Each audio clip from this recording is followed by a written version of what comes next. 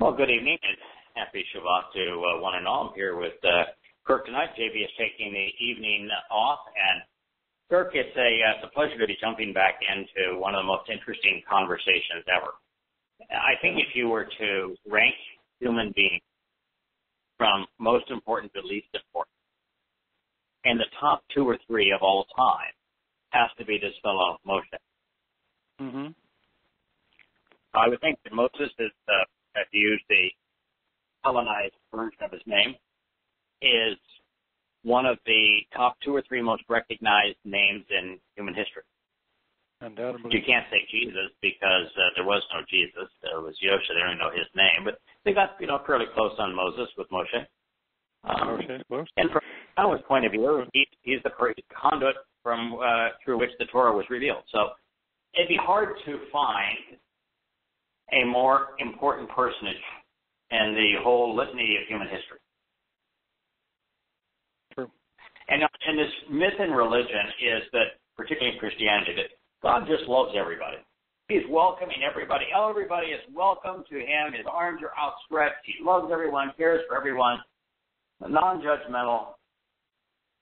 And yet, this is what he said to Moshe, the individual who arguably is more important to Yahowah than anyone who has ever lived.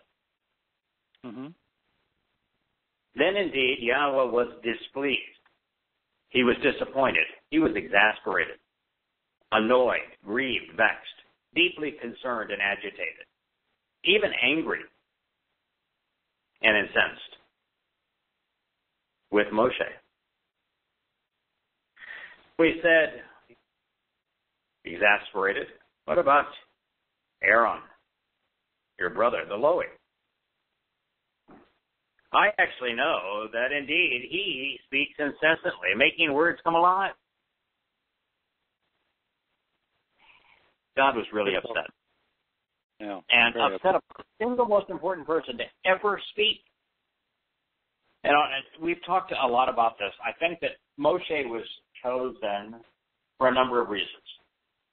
The single most important reason that Moshe was chosen, he was not deployed, he was not commissioned, he was not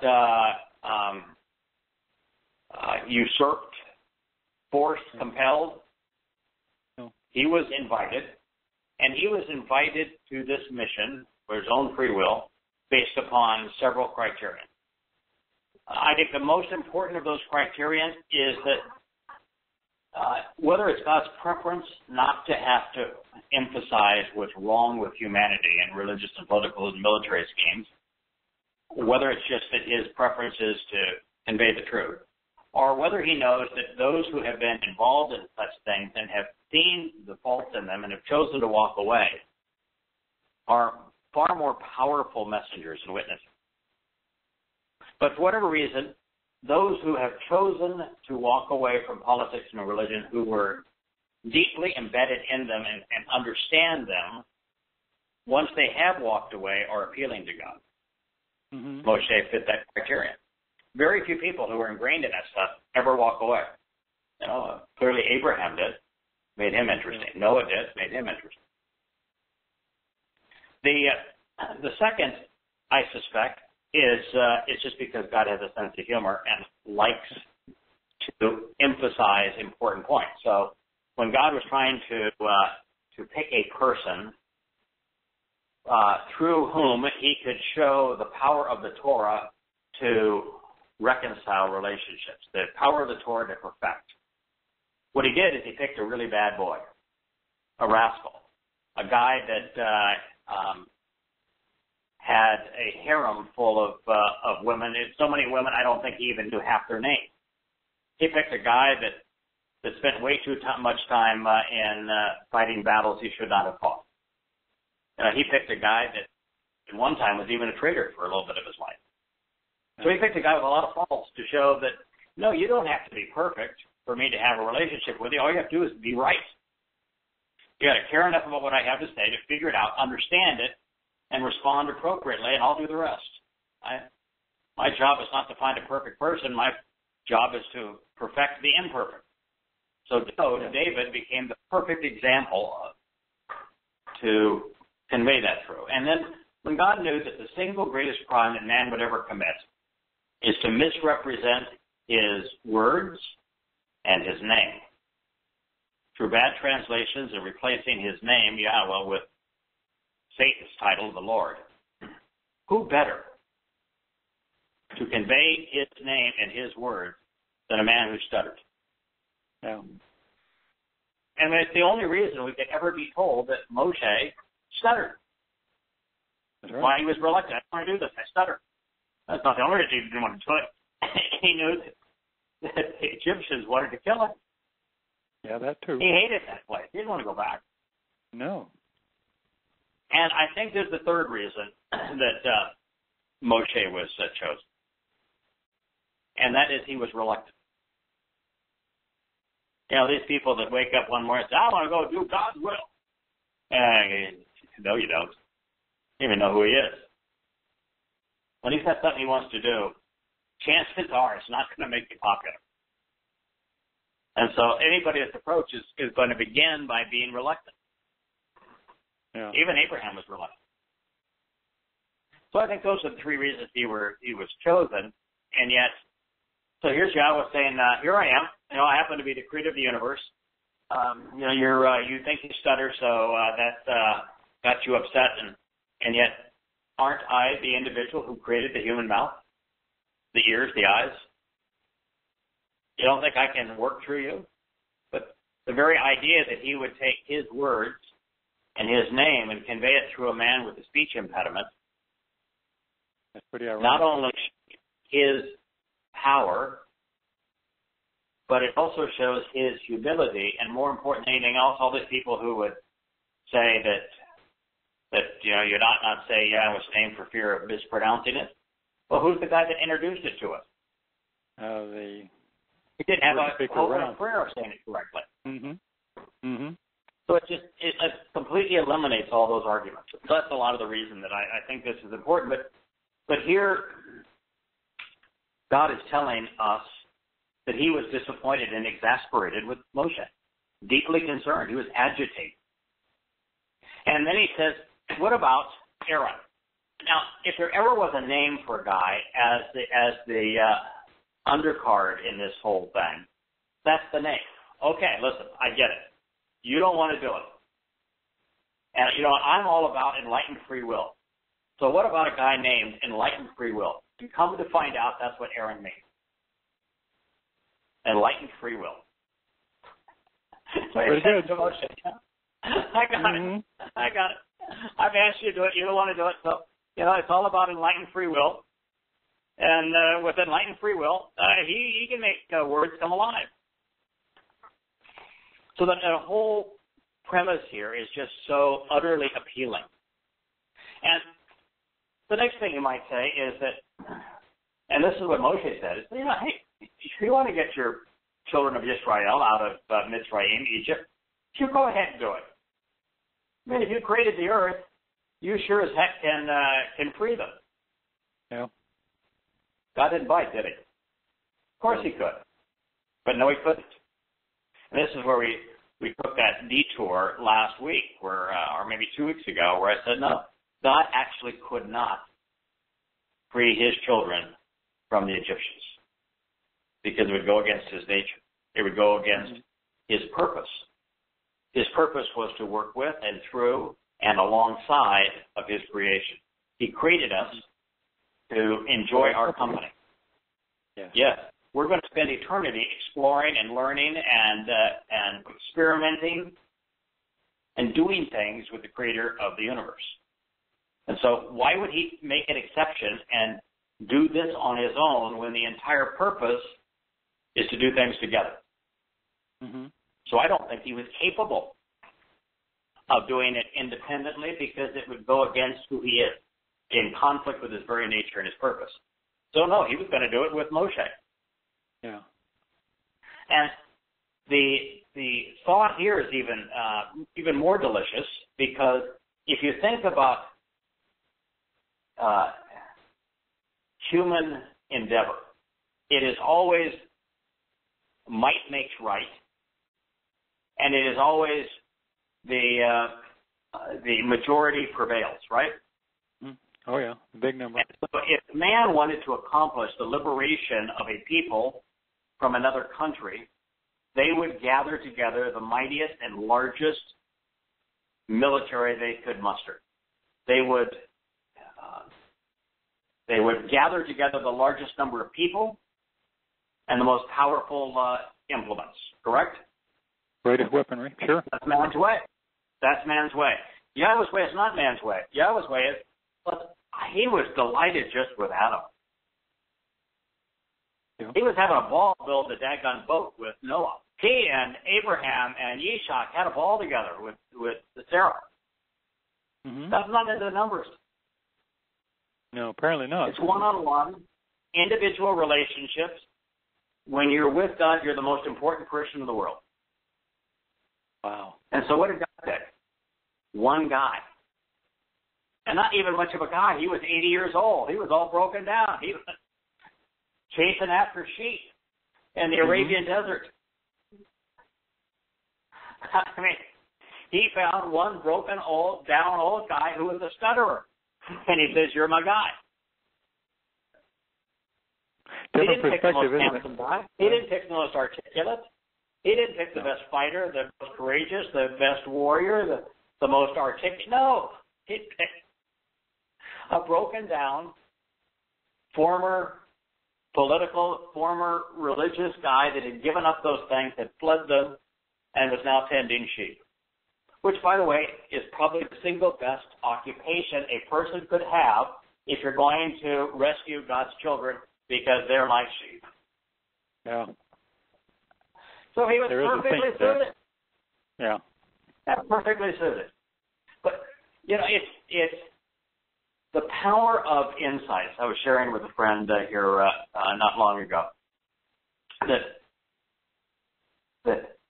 while it's true to say that God does not make the path to him easy, because if he did, then heaven and his family would be just like life here on earth. You'd have lots of religious and political morons that just go through the paces and say, here's the answers, and they parrot it, and they make life miserable for the rest of us in eternity.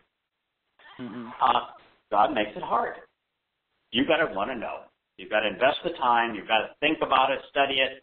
You've got to do what Doe did and figure out the right answers. Mm-hmm. But the fact is, he doesn't make it very hard. It's all over the place. It's reconfirmed and presented from every possible angle. And if you just do what we have done right here, I mean, how many people are going to take the time to say, why did he pick Moses? Okay. And if you take the time to say, well, look at the unique characteristics of this individual, and let's think about why Yahweh would choose him over all of the other people on earth. And what you end up with is insights that enable you to understand God's purpose and nature, and how we ourselves can engage with him in a productive way.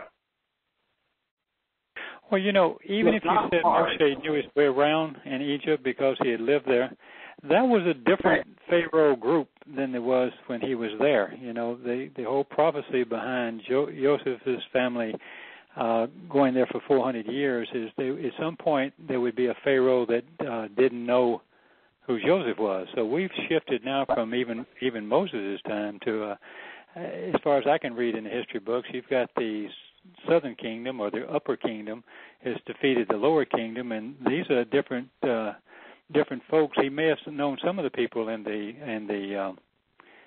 palace when he got there, but that wasn't a big criteria for him, other than the fact that he knew where it was or that he hated it. You know, so even the old argument that you might hear preachers say, that's not really true either, because that's a different crowd than the one he left. So so you start adding them all up, he's got no good reason but sending him except that whose right hand is leading the parade is Yahweh's. So that brings my attention to another thing. And I bet you that we could think about the uniquenesses of Moshe and come to understand God's nature. We could do this and come up with 100 more insights. But let me give you one more. Okay. You know, when back in the day, right after 9/11, and I'm minding my own business, and I'm an agnostic. And I hear this voice that says, I want you to do something for me. And, we have this whole discussion. And I say, no. No, not me. And the thing that was interesting, and I remember this so vividly, is not once did I ask for my own protection. I said, I'll do this if I can negotiate with you, but I want my family protected. I want my house protected because, Islamic terrorists they kill anybody that does what you want done. So, but I never asked for my own protection, never once. Yeah. Moshe knew that going back to Egypt, he was certainly a dead man. Yeah. And yet that part didn't bother him. And so I think you almost have to be to the point where you say, I'll risk my life to do something that's worthwhile. Mm-hmm. My life is worth giving if it benefits others in a very meaningful way. And I think Moshe had that attitude. Because didn't Moshe prove that he had that attitude when he intervened on behalf of the Hebrew slave that was being beaten by the Egyptian taskmaster? And he stopped the taskmaster from killing him? Yeah, he didn't hesitate to jump in the fight. The Egyptian slave to death? Mm-hmm. That tells you Yes. that Moshe's concern for others was greater than his concern for himself. Mm-hmm. Isn't that the whole meaning behind Passover? Yes. So I think there's a lot of reasons that this guy was chosen. And there's a lot of reasons his brother was named enlightened free will, Aaron. Now, this is what is said next. This is the conclusion of Shemot, names, Exodus 4:14. And besides, Wagam, look. Henna is one of our favorite words. Behold, If you look up and pay attention, you'll notice that presently, right here and now, at this very place and moment, as a concession and as a condition. When you see henna and Yahweh's voice, now we did 2 chapters on henna, right? Mm-hmm. Yeah, that's probably 2 pages the way that I write. Somebody called me a girl the way I talked earlier today because I have a tendency to be verbose on things. But I love words, and henna is a word that Yahweh loves. And when he uses it, it means, right now, stop what you're doing and pay attention. There's something that's going to be said. Don't let it just wallow over you quickly, like a stream. Dam this thing up a little bit and swim around in it because there's something I'm going to share with you here that's subtly important if you take your time to think about it. And he says, so, besides, look, henna. He is coming forth, Yatsa, to meet you and greet you and call you out. What's the word for you, greet you and call you out? Kara? Kara, isn't it? Meeting from Mikra. Part of Mikra. It's the name of my new old boat. The name I'm putting on her. Kara. Welcoming invitation. So pay attention.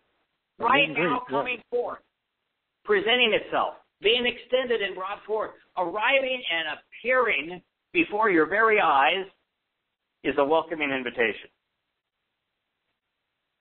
based upon this man's name, enlightened free will, based upon the other man's name, which means to draw out from human religious and political oppression. Well, what is the means that Moshe was going to use that Yahweh was going to use through Moshe to draw his people out, to have them come forth from Mitzrayim, Egypt? Words. And the Mikra, the Kara. And the Mikra. Oh, yeah, the Passover.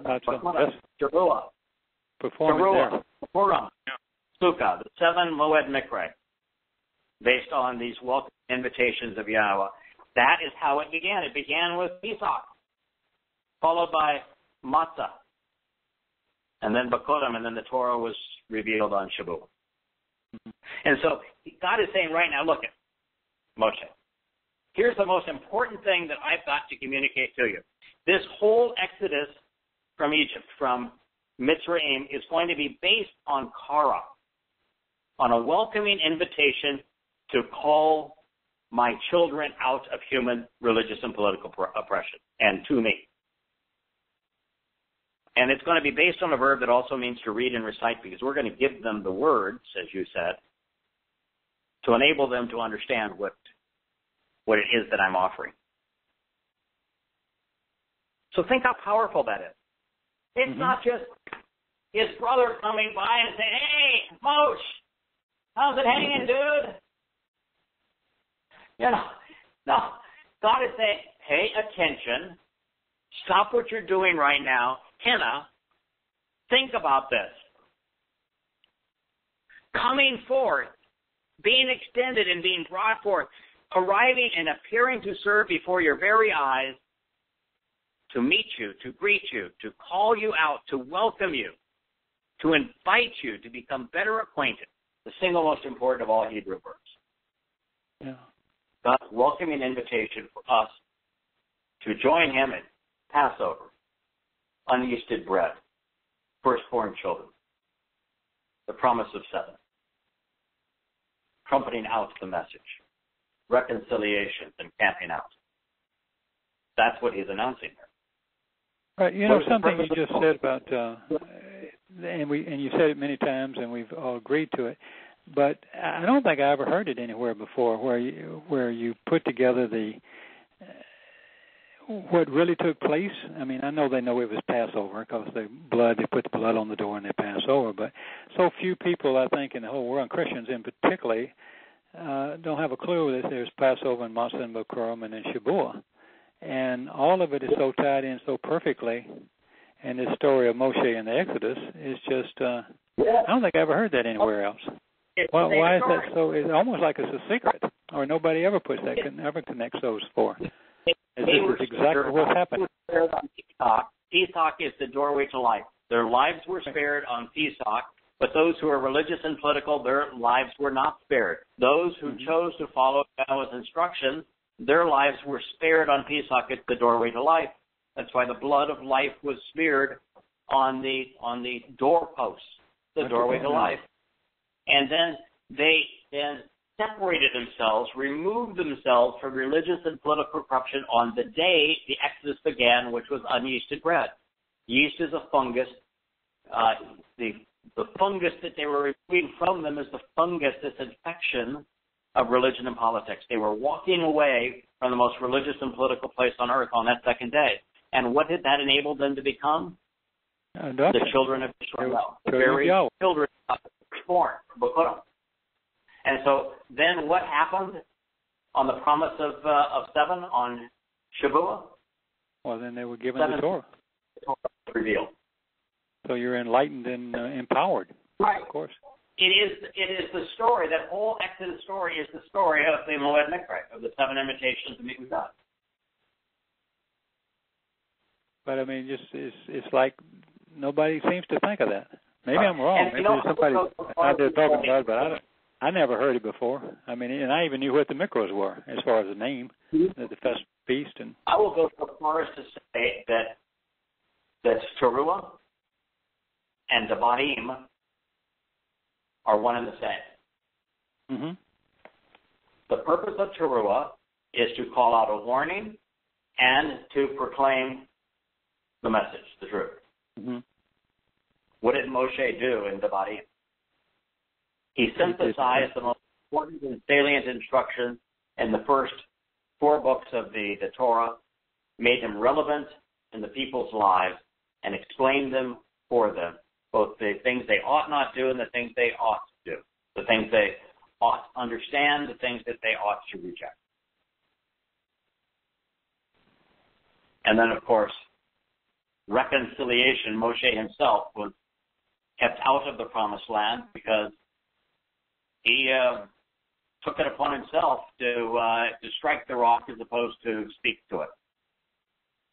The means to God is not about striking things and breaking them and hurting them and harming them, lashing out at them. The means to God, the living waters through words. And so Moshe was estranged. That's why we need Yom Kippur on the Day of Reconciliation. So that Moshe it's interesting himself. to note too that then it fell to Yahusha to lead his children in, which is interesting. Yes. So that's. Yes, just as the Yosha 40 Yobel later would do. Right. Uh-huh. So when he says, look, behold, pay attention and notice presently, right here and now, at this very moment, as a concession and a condition, he is coming forth in enlightened free will, being extended and brought forth to meet you, to greet you, and to call you out, providing a welcoming invitation. And when he sees you, he will rejoice, taking this to heart in his judgment with regard to his way of thinking. What that says at the end is not a throwaway line. It's not, oh, jovial Aaron, your brother, the guy that's got the way with words that can crack the best jokes and make the girls laugh. No. That's not what he's talking about here. What he's talking about here is that if you answer this invitation to be called out and to be welcome, then when you embrace it, when you come to the right perspective, ra'ah, on it, you're going to rejoice. You're going to be happy. These invitations are celebrations. They're parties. They're festival feasts. I'm not asking you to sacrifice anything. I don't want you to sacrifice anything. I'm not asking you to give anything to me. I want to give everything to you. The whole purpose of all of these invitations is for us to have a party together. Great food, great wine, great music, great stories. When he embraces all of this, there's going to be a great celebration. This idea that God wants you to be sad or sacrifice or humble or afflict yourself or rubbish. No, the whole purpose is to have fun together. To be free. Have great companionship. Yeah, to be free. Yeah, he's going to, in his own heart, in his own way of thinking, using his best judgment, he's going to rejoice. Why? Because this is the ultimate answer, the single most important answer ever offered humanity. And this is what is next is interesting. Okay, so Yahowah just so happens to be the creator of the universe. Asked Moshe to do this mission with him, and Moshe says, no, you find somebody else, or go do it yourself. And Moshe says, all right, well, no, I don't want to do it. God's grieved. And so God says, okay, enlighten free will, your brother. He's got a way with words. And then he explains how all of this is going to transpire to bring this great joy through the Torah, the invitation to be welcome. And how that's going to bring such a joyous response to all of us. And then God doesn't back down an iota. Mm-hmm. When Moshe said, hey, God, why don't you go do it? Even now when he says, what about Aaron? God didn't say, I'll take care of it. You're just walking along for the ride. Aaron's going to do it all. No. He didn't say, all right, I'll have the same kind of meeting with Aaron that I just had with you. Let me introduce myself to Aaron, and we'll take it from there. No, God wanted Moshe. He wanted to work with Moshe. And so what he said to Moshe is, you then should speak of God to him. And you should place accordingly these words in his mouth. And I myself will be in association with his mouth. That's it, hey man. It's your choice. Yeah. But I'm not letting you off the hook that easy here. I'm just not going to stumble on number 2. You're my guy. I want you to do it. And even if I have Aaron be the spokesperson, so you have a little more confidence to get started here, then I'm going to tell him what I've told you. Isn't that Moshe's role for all of us? I want you to tell all of humanity what I have just told you. Isn't that how the Torah was revealed? Absolutely. He was a scribe. He was taking dictation, and he was sharing it with us. Yeah. The purpose of Moshe was Yahweh told him what he wanted the rest of us to know, so he starts writing with Aaron. You might as well get used to it, pal. You're going to explain what I've just told you. It's the first time of a lifetime of doing that. It's how we're going to work together. So I will be the source of teaching and guidance. Yara. Mm-hmm. Yara is in the half a dozen most important verbs in the Torah, because Yara is the basis of Torah. You know, Torah, yeah. All Hebrew nouns have as their origin an actionable form, the verbal form. And the verbal form is the principal way of defining the noun. And so what is it that Yahweh is going to convey through Moshe? To teach him. Yeah, Torah teaching. So it says here, and I will be the source of the Yara. I will be the source of the teaching and guidance. Yeah, his enlightenment. Yeah. Moshe is not the source of the Torah. He's the conduit. You know, I've been dabbling in the Greek stuff, and it's like, it's always the Mosaic laws, and I'm going, first of all, no law is teaching, and secondly, it's not Moshe's. I mean, he's Yahweh is telling him, and he's telling you, and he's written it down so you won't get confused. So it's not being passed on verbally. There is no oral Torah. Right. Yeah. So Moshe was simply the conduit.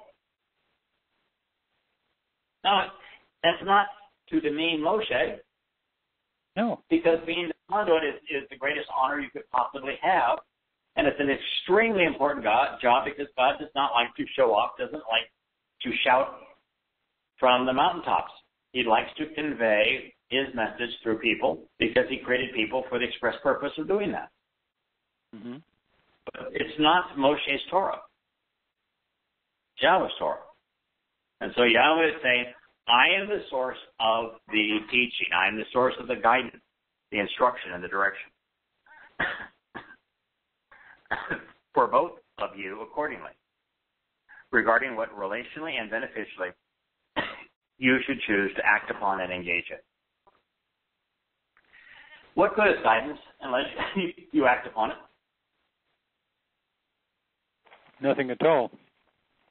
Cerebral, but it doesn't do anything. Right. What good is instruction unless you engage based upon the way you were instructed? And I flew an airplane today. If I didn't act upon the instruction that I've had, I've never gotten it off the ground, which might be a good thing, but I never could have landed. And in any relationship, is there any benefit if one person is the couch potato and the other person is doing all the work? No.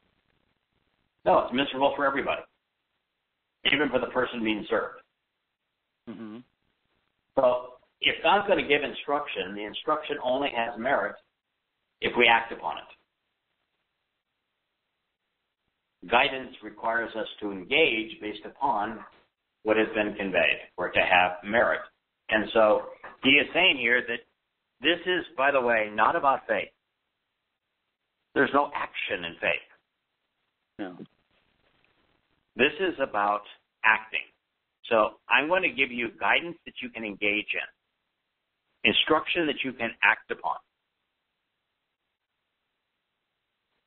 And if you notice a saw here, I would like you and others to do, with them choosing of their own decision, to actually act and genuinely engage in accordance with my will.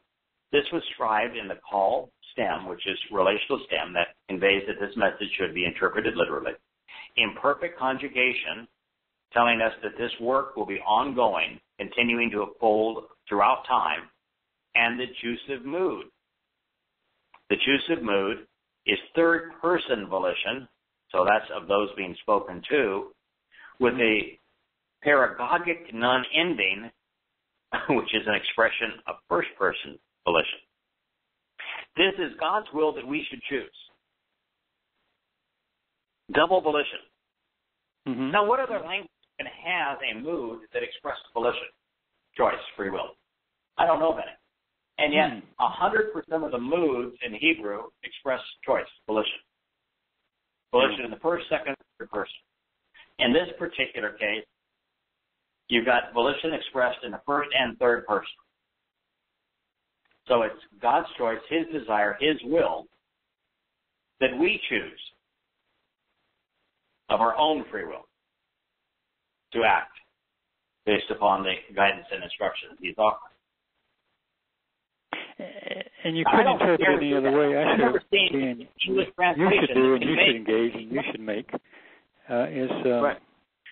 I even found is what's uplifting and beneficial. It's an uplifting and beneficial act, but it's one that you choose to do, and all that's easily found. So I mean, it's not confusing. It's not a confusing translation. It's exactly what it means. And it follows my single. It's not only my single most important word because it's the word that led me to Yahowah.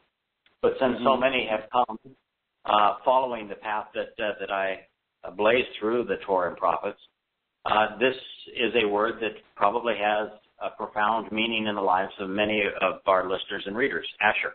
Sure.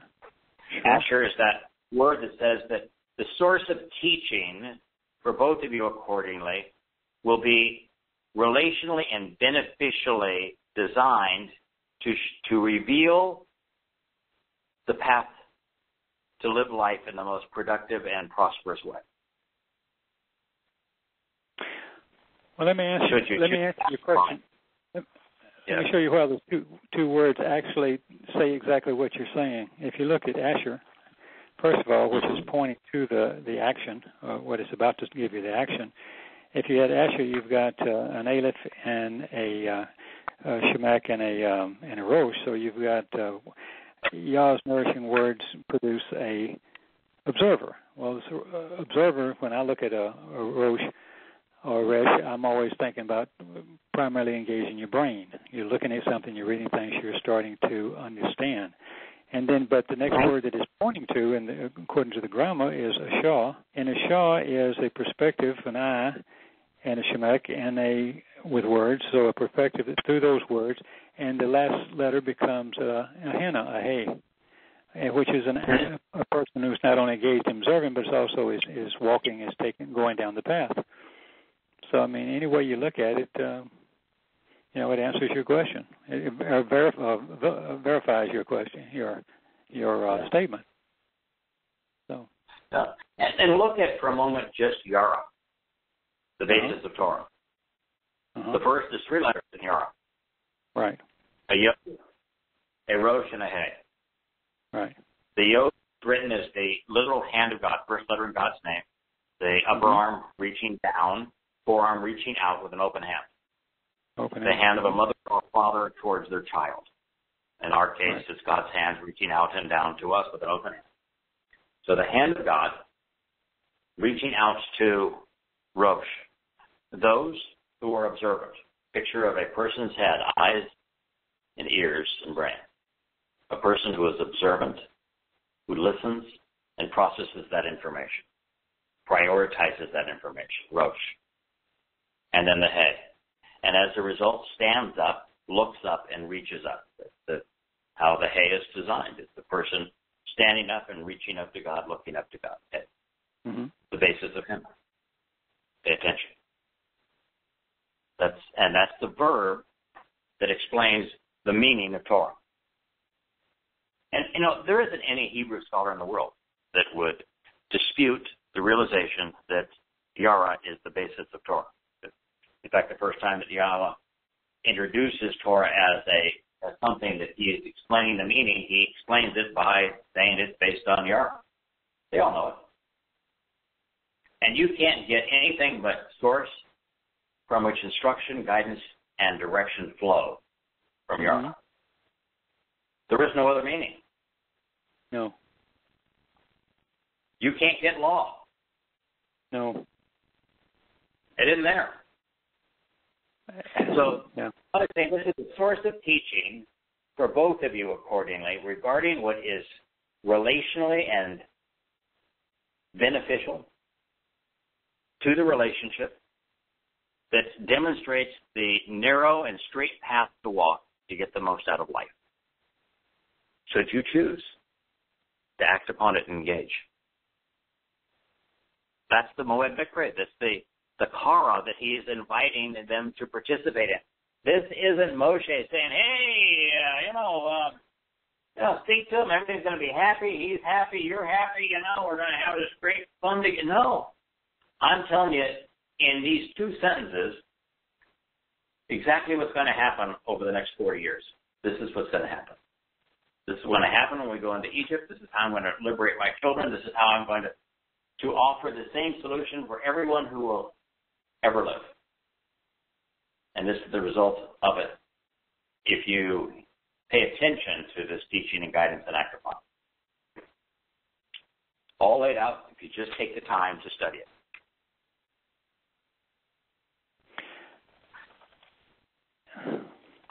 After a while, you hit so many different angles, and it all comes out the same way. And it's the most amazing thing to me, even today. I mean, it just. I've never seen anything put together the way this is put together. It doesn't matter which way you started or which way you wind up. If you dig deep enough, it's all exactly that, and you just can't twist it. I mean, you have to purposely twist it. I mean, you just cannot get there. You'd get to the same place. I just feel stupid that it took so long to figure. I had to get so much help to get there, but at least I got there. Yeah, and one of the gripes about religion, Christians will say, well, that Torah thing, that's for the Jews. We have our New Testament. Well, that's not God's position. Listen to this. No. As proof that Yahweh wants us to walk along the same path that was traveled by Moshe and Aaron, and to be guided by the same Torah, source of guidance and instruction, no matter our ethnicity, regardless of where or when we live. This is what follows. And Yahweh said to Moshe and Aaron, the one who draws out and the one who brings enlightened free will regarding an alternative relationship. This specifically, though, is the engraved prescription, chukah, that which is clearly communicated and inscribed in writing, chiseled into stone. Of what? Well, you mean the stone? That was the 10 statements. But the Torah is written out. Well, he said a Passover, a Pesach. Mm-hmm. Now, some people might think that I'm out on a limb when I make these connections between Kara, for example, and the Mikra, and saying what's being brought forth before you is the 7 invitations to meet God and be welcomed into his family. And that's what this is all about, is me introducing to you these 7 invitations and the role they play in mitigating the differences between us, resolving your mortality, resolving your imperfections, resolving your estrangement, resolving your relative lack of power. That I have this plan that's going to resolve all of those things for your benefit, and that's what he was saying by Kara. And if for a moment you think, well, he's prone to extrapolate. Well, how can I be prone to extrapolate when this next statement is, and Yahweh said to Moshe and Aaron, this specifically is the engraved prescription, the clearly communicated and inscribed meaning or portrayal, which cuts those into a share of the relationship of Pesach, of Passover. I'm telling you, every bit of this is, I have a path that we're going to walk out of Egypt. It's the same exact path that I took Abraham and Yitzchak up Mount Moriah to serve as a dress rehearsal and a prophetic example of what I was going to do in that same place 2,000 years later. And now he's telling Moshe, this whole story of what's going to transpire out of Egypt is going to be based on these same 7 events. And they're going to play out in the life of my people, no matter where they are, when they live. This is all about the engraved prescription of Pesach, of Passover. Every son of a mistaken stranger, he can't consume it. No nekars.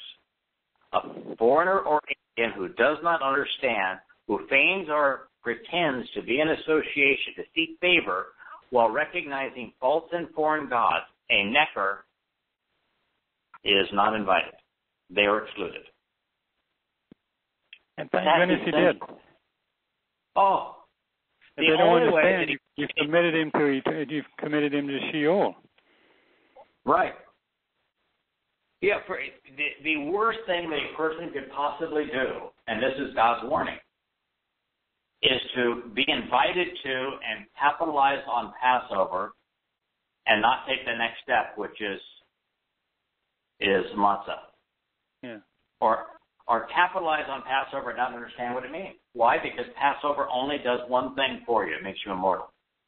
Mm-hmm. But if you're immortal and imperfect, if you're immortal and estranged because you don't take advantage of matzah and bakurim, firstborn children, and unyeasted bread, well, there's only one place for souls to go that are immortal and imperfect and estranged from God. Sheol, hell.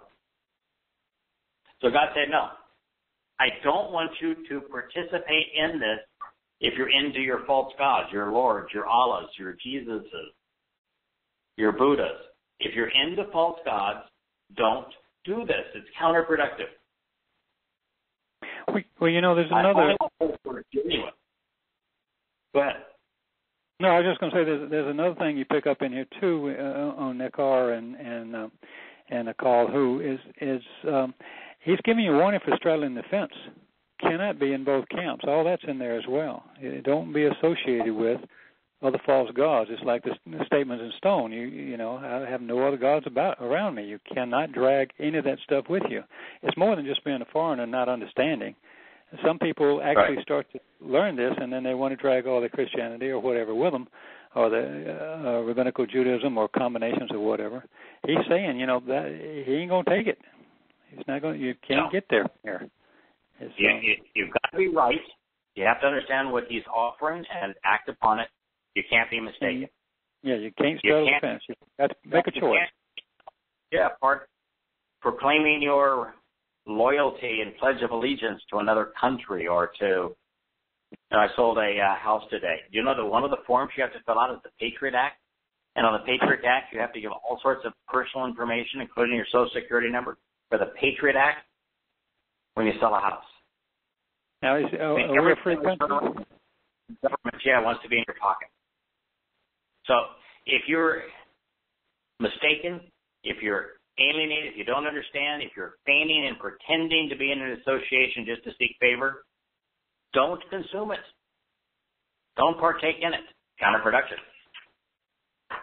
That destroys the Christianity myth that, God wants everyone to be saved. No, he doesn't. Eternal life is something that should be dreaded unless you're right about everything else, unless you answer all the other invitations, because it's an eternity separated from God. Mm-hmm. However, every individual coworker, associate, who belongs to and who longs to be acquired, who longs to be redeemed, wants to be part of the flock, when you have circumcised him, then at that time he may participate in it. So it doesn't matter your ethnicity. So don't get caught up on the fact that I'm talking about somebody from a different country, America versus Israel or Babylon versus Egypt. So that's not what I'm talking about here. If you really want to be part of the family, genuinely want to be adopted, that this is what you long for, and you demonstrate it as a man by being circumcised. That's your signature. That I'm showing visually I am separated from these human schemes. Then you're welcome. But don't do it without being circumcised, because circumcision is the sign that you have come to understand and accept and acted upon the 5 terms and conditions of the covenant.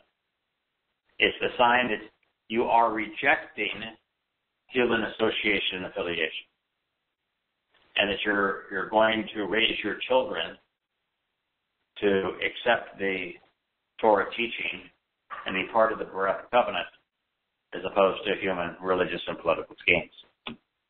So they can participate in it. Doesn't matter your ethnicity. But the temporary resident, the one who is just passing through and does not intend to stay, and the hired worker, the paid servant or mercenary, no, don't consume it. So God is saying this isn't for everybody. When we study the second statement, he etched in stone, what percentage of the world's population did he say we're going to benefit from the terms and conditions of his covenant? A handful. Didn't he say thousands? Thousands out of billions, though. Yeah, thousands. Thousands amongst billions is 1 in a million. Mm-hmm. So he's making it really clear. This is going to be a small number of people relative to the number of population of the earth. Then he's saying that would not have been his desire. That would not have been his desire, but that's the reality of the power of religion and politics and how lazy we are. I go back to Abraham's story with his two brothers again. We either don't care because we're too lazy or too busy couch potatoes, or we're interested in everything else, or else we're so mesmerized by religion and politics and power of armies or whatever that we're drawn to that. And that was Abraham's two brothers. That's what their names meant. So, Kurt, I'm not so sure that he does care. So I think he's a rationalist. I think he understands that they won't. So I don't think he loses sleep over it. He's excited about who turns to him. But I think the more the merrier. But he obviously knows that the most he will get will be during Sukkot the last 1,000 years. The children, 1 million children. I don't think it matters to him. Yeah. I think I could have been just as happy with 4 or 5. 4 or 5. Yeah, I just don't think it matters to him. I don't think, because I think it would matter to him if religion was right. If religion was right and there's only heaven or hell, so that everyone, the very few come to know him and everybody else and is having their souls tortured forever, which would make God a real sicko. Mm-hmm. If that were the case, and God was this warped, sadistic being, or just a real jerk, then that would be a problem. But since the overwhelming preponderance of human souls simply cease to exist, there is no reason for God to care about numbers. Those that choose to be part of his family, wonderful. Those that choose not to, no big deal. They got deliberate life. They got free will. And just when it's over, it's over. No punishment, no reward. Their soul simply ceases to exist. And if you add to that, yes, some percentage, some tiny fraction of 1%, will go to Sheol, eternal separation. No torture in Sheol. It's just a lightless prison like a black hole where souls that are immortal, because they're associated with Hasatan, the adversary, and led people astray, that they're incarcerated there with like-minded souls. That'll be torment enough. Mm-hmm. That's actually appropriate because they actively engaged in leading people away from God. They were frauds on the single worst thing they could possibly be fraudulent about. And it puts every pope in Sheol, every televangelist in Sheol, probably every king and president in Sheol, making false promises to lead people astray. So that's just. These are people who prey to another souls. So that's appropriate. And the fact that most souls simply cease to exist puts God in a position where the 1 in a million that chooses him, that's more than enough. So I don't think he has any problem with a percentage. So in one home, they have not one civic center, not in one synagogue, not in one mosque, not in one church, in one home, because the house, the family models the purpose of the covenant, it shall be consumed, a call. You should not take out of the home and family any portion of the flesh outside, and the bones you should not break or destroy of his. Specific instructions. They aren't to be tossed away, but instead thought about. So there's only one single solitary home from God's perspective. That's why Ba Ishad, exclusively. Home, family, household, one covenant. Mm-hmm. That's where it should be consumed, a call. Do not take it out of the home, of the family. In other words, Pesach does not exist outside of the covenant family of God. Pesach is only the doorway to God's home, the doorway to eternal life. Don't ever consider anything regarding Pesach apart from God's family. It is the doorway to his home, to the family of God, to the covenant, to the Bereth. And outside of that understanding, as the doorway into the covenant family, Pesach is counterproductive. And as the doorway to God's home and to eternal life, it is enormously beneficial. So just don't take it outside. This isn't part of the profane. Pesach isn't meant to, or none of the invitations are to be part of humanity. They're to be separated from humanity and being a part of God's family. It's not about being tossed out, but being brought in. Then he says, and the bones you should not break or destroy. The reason for that. Oh, yeah. Perfect Passover lamb would not have his bones broken, would he? No. That is a prophecy. Yeah. And this is not about being brutal. There are animals that were clearly made to be food. I mean, what defenses does a bunny rabbit have? I mean, rabbits were made to be food. Yeah. That sounds sad, but that's why they breed so enormously fat, you know? They don't have any defenses. They're food. Yeah. Well, all you have to do is go to parts of Australia where they brought, they didn't have any predators, and the British Navy would bring rabbits to populate islands so they'd have food in case they ever got shipwrecked or came back. And they would breed so fast, when they brought them to Australia, there was no real predators to eat them up. So they became so great that you're either raising cows or you're raising rabbits, because they will eat everything. They put up fences. They've done all kinds of things to exterminate them. They're not your friend when it gets to be, if they're not eaten, held in check by predators. Clothing, and food. Mm-hmm. Now, what purpose does a cow serve other than food? It's not an animal that's going to proliferate out there in the wild and protect itself. It's food. And so the lamb is food. Eat it, but don't maul it. No. Don't beat the crap out of it. No, the Passover lamb is to be nourishing. Eat it inside the home. This is not for everybody. Don't take it outside. Don't be offering people outside of the family this. Only those that want to be part of the family should partake in it. Mm-hmm. The entire community of Yisrael will choose to act accordingly regarding this. God is saying, listen, Moshe, I'm not going to promise you that Yisrael is going to do the right thing most of the time, or even a lot of the time. But I'm going to tell you, this one time, they are.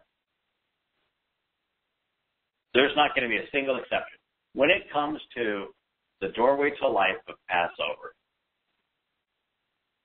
the first time it's celebrated in Egypt, I'm here to tell you that everybody's going to go along. You're going to have 100% of the people acting in this way.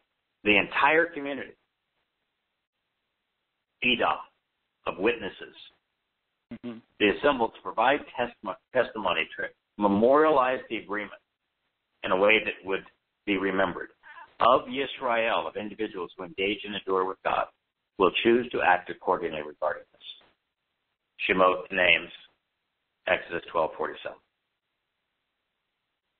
Indeed, if and when a person from a different ethnicity, a ger, an individual from a different geographical location, in association with you, atah, as a guest, a gur, as an individual who is gathering congregating and dwelling together with you, demonstrating the proper reverence and respect. Pesach, now when they engage in and act upon Pesach, to approach Yahweh, to draw near, his every remembrance must be circumcised, bringing prior associations to an end. Separate. So if you had any questions why circumcision plays a role and what it represents, it was answered right there. Mm-hmm. So even when an individual like you and me, I'm Sioux Indian and Irish. Mm-hmm. I'm not ethnicity from an ethnic point of view, Yisrael. A person like us, from a different ethnicity, in association with Israel, those who engage and endure with God, as a guest, as an individual who congregates and dwells together, engages in Pesach to approach Yahweh, to draw near. His every zakar, his every proclamation, his every remembrance must be circumcised. So what is being separated? We're being separated from our remembrance and our affinity for religion and politics. Right. If you want to draw near, then disassociate every memory and public proclamation, bringing to an end those prior associations. So it's explained very literally for us, very beneficially for us, clearly for us. At that point, what argument would you have to say if that circumcision represents anything other than us expressing that we are disassociating our prior declarations and remembrances and affinities with human institutions, particularly religion and politics? Well, you couldn't get this. It's a very dramatic way to make the point. I mean, and it's so yes. I mean, he's making it very clear. Kodesh, you're separated. How many times is there a chet and a separation and a protective fence, or a fence that separates this from that? I mean, the themes run every page after page after page of where I'm separating to protect and I'm separating to keep you out. And all that is symbolic, and this is symbolic as well. And of course, it has its benefits as well. And unfortunately, we don't have JB here to talk about it for a half an hour on all the benefits of it and the things about it. But still, it's I think it's the most poignant thing. What a deal! I mean, what a explanation point on the story of separation. Yeah, he's clearly conveyed the purposes. You must be cut off and removed, taking action with an oath to cease and desist your remembrance, your public proclamations, turning around and going in the opposite direction. Well, I do that every public event I go to. If they're going to play the national anthem, I do exactly this time. I turn around and I go in the opposite direction. Written in the nipple imperative. With the nipple stem, the subject carries out and receives the benefit of the verb's actions. So you not only distance yourself from these prior proclamations and oaths, but you receive the benefit of having done so. That's what the nipple stem says. What a marvelous way of conveying that. In the imperative, which means that it's the mood that expresses first-person volition, an intention or exhortation. Mm-hmm. And then at that time, he may approach and draw near, Towrah, and participate in it, and he shall exist similar to the native-born person. So, if you have done what Abraham did, and you're halfway to Israel out of Babylon in Haran, if you're like Noah, that was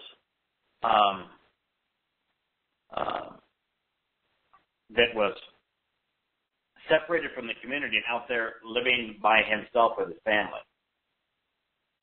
If you have separated yourself from religion and politics, which is the first part, then you can draw near. You can participate in it. And if you do it as somebody who's walked away from religion and politics, then you're going to be just like the native-born person. Mm-hmm. But the totality of the uncircumcised, they shall not partake in it. over and over again. If you're not circumcised, don't participate in Passover. If you're not circumcised, that's the fifth condition of the covenant. If you don't accept the terms and conditions of the covenant, nothing will avail you nothing. Could you make it clearer?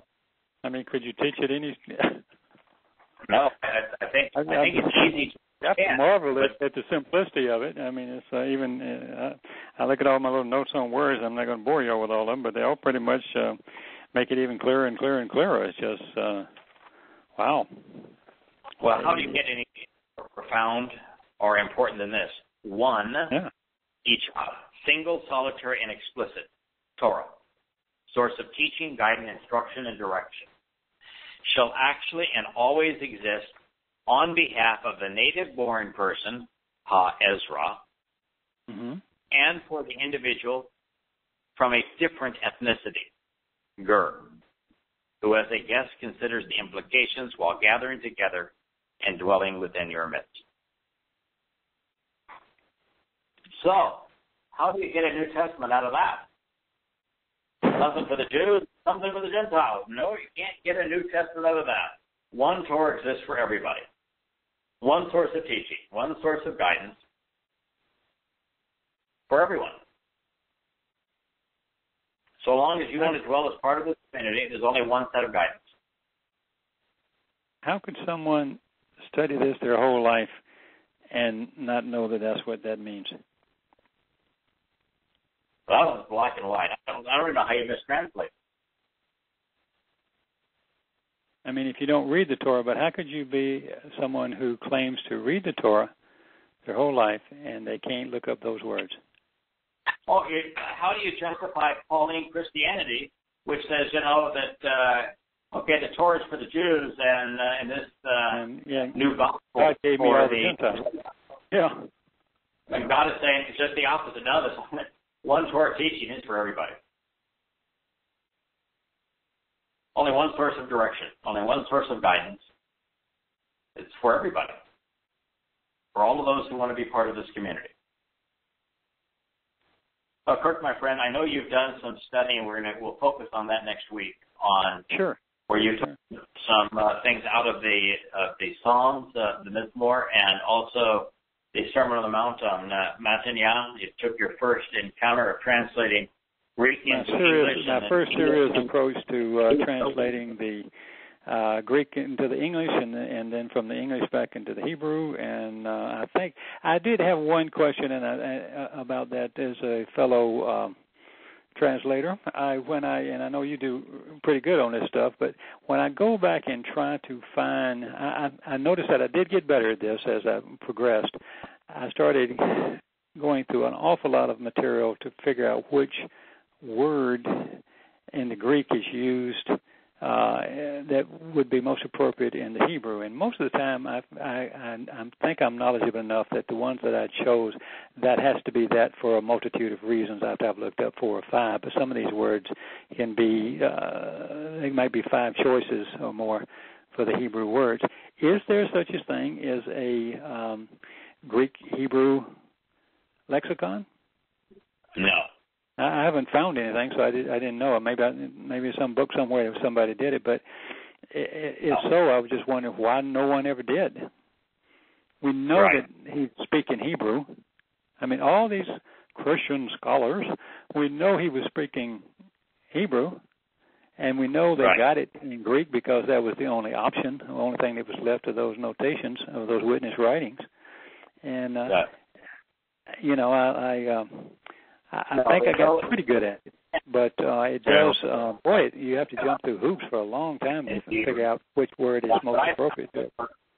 Ultimately, the only way that I can understand what Yahowah was saying is I would have to look at what he was citing from in the Torah, prophets, and Psalms, and then view his words from the perspective of the words he actually used.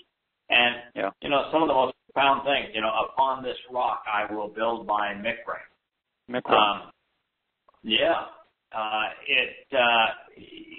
When you study the Greek, it leads you directly to the Hebrew words that he actually spoke. Mm-hmm. And if you really want to understand it, you've got to think about it and understand it from the perspective of Hebrew. That's all true. Yeah, that's pretty much my attempt. But it was rewarding, though. I mean, I will say, because Matthew, especially Matthew 5, is really rewarding. And then if you go to Devarim, that's really cool.